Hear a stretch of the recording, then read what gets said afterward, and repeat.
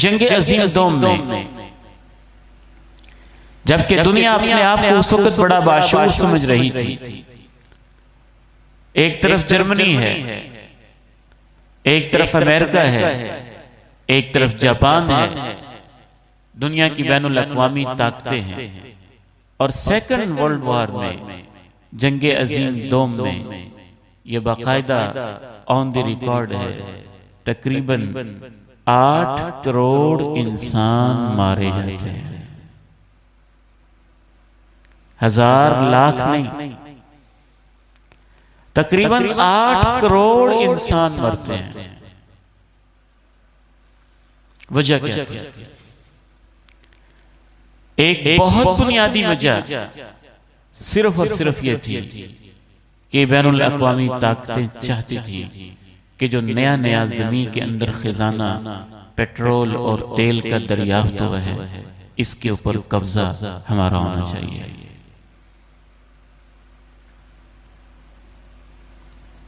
और आप हैरान होंगे कि जब भी इंसान माल की मोहब्बत में मुब्तला हुआ,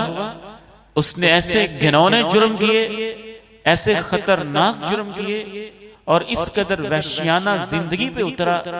और इस कदर अल्लाह रब्बुल इज्जत ने उसको अंधा करके रख दिया कि सब कुछ ही इंसान भूल गया। हत्ता के बाद दफा आज के इस जदीद तरीन दौर के अंदर करोड़ों और अरबों का असलहा बनाने वाली फैक्ट्रियां बड़ी बड़ी हुकूमतों को खरीद लेती हैं और छोटे मुल्कों में जंगें बर्पा करवाती हैं, और उसके पीछे मकसद एक होता है कि हमारी फैक्ट्री का असलहा ज्यादा से ज्यादा बिके और वो दुनिया में फरोख्त हो। इस वक्त खुसूसन जिस अहद के अंदर हम जी रहे हैं, चाहे आप माने या ना माने, मेरे समेत हम सब गुनहगार हैं। आज की इस सरमायादाराना और कैपिटलिस्ट दुनिया के अंदर शऊरी या लाशऊरी तौर पर उसके असरात हमारे किरदार, हमारे अखलाक और हमारे रवैयों पे बहुत बुरे मुरत्तब हुए हैं।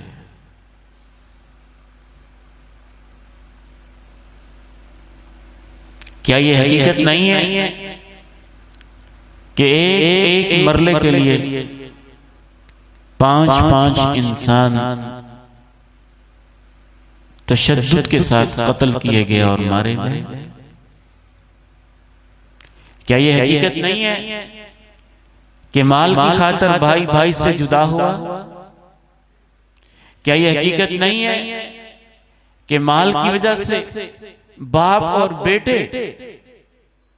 एक ही अदालत में मुद्दई और मुद्दा अलैह बने और उनके मुकदमे चलते रहे? क्या यह हकीकत नहीं है कि माल ही की वजह से भांजे और मामू एक दूसरे के खिलाफ निकल खड़े हुए?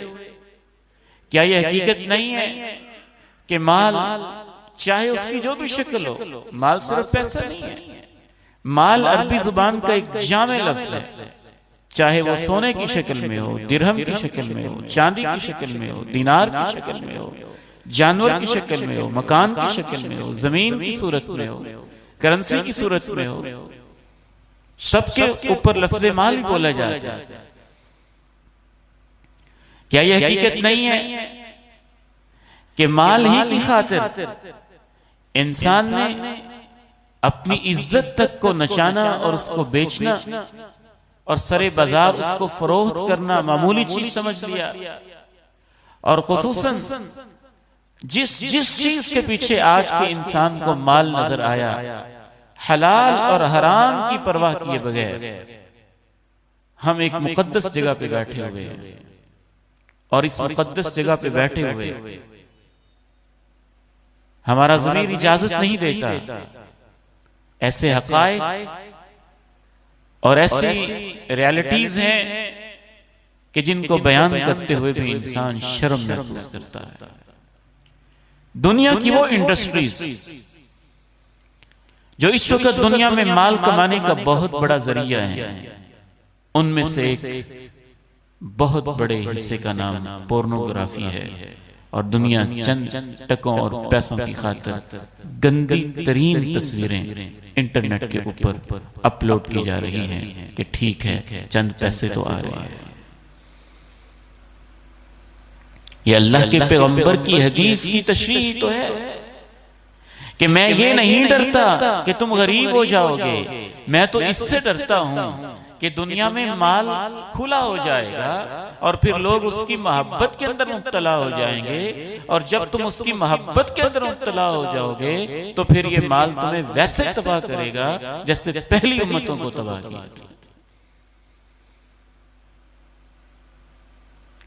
तो अब फिर हल क्या है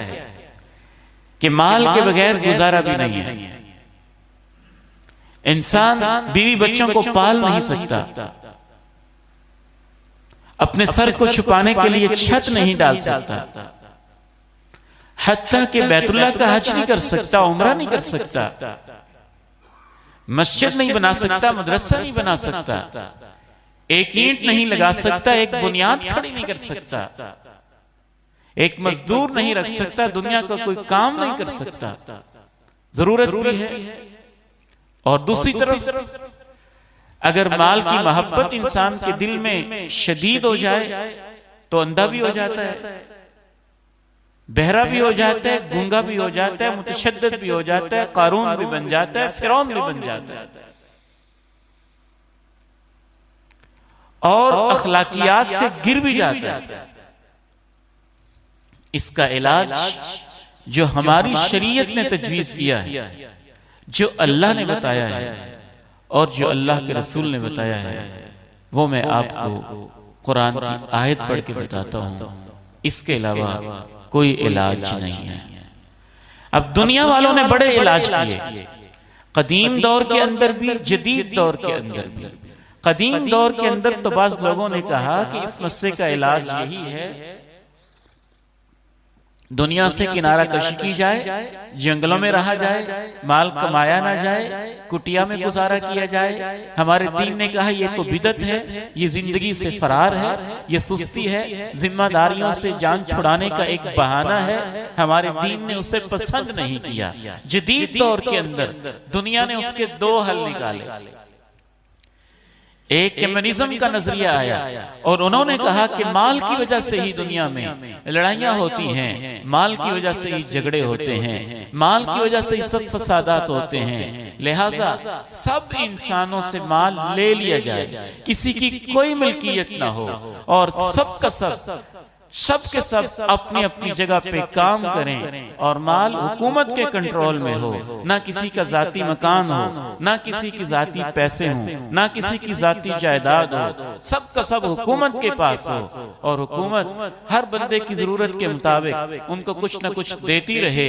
सोशलिस्ट नजरिया, कम्युनिज्म वाले लोग, कम्युनिस्ट लोग, ये इंतहाई दुनिया के अहमक और बदतरीन और फासिक व फाजिर किस्म के और मुनकरीन खुदा, इन्होंने ये नजरिया पेश किया और बाकायदा रूस ने रियासती सतह पर इस नजरिए को अपनाया और उसको अप्लाई करने की कोशिश भी की, लेकिन दुनिया के सामने वाज़ेह हो गया कि एक झूठा नजरिया था, लोगों को दिखाने के लिए था और उसके उल्टे नताइज मुरत्तब हुए। हमारे इस पाकिस्तान में भी भुट्टो ने यही नारा लगाया, रोटी, कपड़ा और मकान सबको दे दिया जाए और किसी की कोई जाती मिल्कियत न हो और सबको नेशनलाइज किया गया और अपनी जमीनों के अंदर ट्रेनें भी गुजरती रही और अपनी जमीनों को वो नेशनलाइज न कर सका और आज तक बहुत बड़े जागीरदार बने रहे। और यही धोखा इन लोगों ने पूरी दुनिया के साथ किया कि वो सारे के सारे वसाइल के ऊपर, हुकूमत को चलाने वाले भी तो चंद इंसान ही हैं, उनके कंट्रोल में सब कुछ आ गया और पहले से ज्यादा जुल्म होने लगा और दुनिया को पता चल गया कि देखने में बड़ा अट्रैक्टिव और पुरकशिश था, लेकिन ये तो धोखा था। दूसरा नजरिया ये भी पेश किया गया कि ठीक है, माल जिंदगी की जरूरत है तो हर बंदे को आजादी है, जैसे चाहे कमाए, जिस तरीके से चाहे कमाए, हलाल तरीके से कमाए, हराम तरीके से कमाए, वो नाच के कमाए, वो गाने के जरिए कमाए, वो फाशी के जरिए कमाए, वो सूद के जरिए कमाए, वो जुए के जरिए कमाए, वो जैसे चाहे कमाए, बस उसको कमा लेने दो। ये वो नजरिया था जो अमेरिका ने और जदीद मगरबी तहजीब ने अपनाया और जिसकी बुनियाद पे बड़े बड़े बैंक और उनकी इमारतें खड़ी हुई और इसके नतीजे में लिबरलिज्म और फ्रीडम के नारे दुनिया के अंदर लगे। ये दोनों ही नजरिया बुरी तरह नाकाम हैं। हमारे दीन ने, कुरान ने, हदीस ने, अल्लाह के पैगंबर ने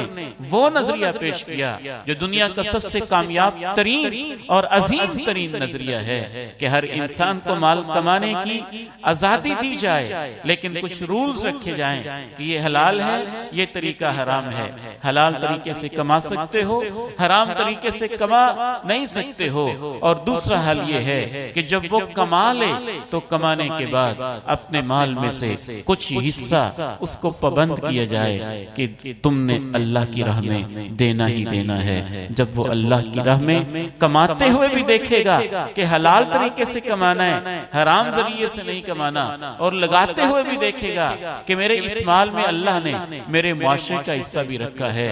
ये दो वो इलाज हैं जिस जरिए से माल इंसान कमाएगा भी और माल के नतीजे में जो बुराइयां पैदा होती हैं उससे अल्लाह अपने बंदों को महफूज भी रखेगा।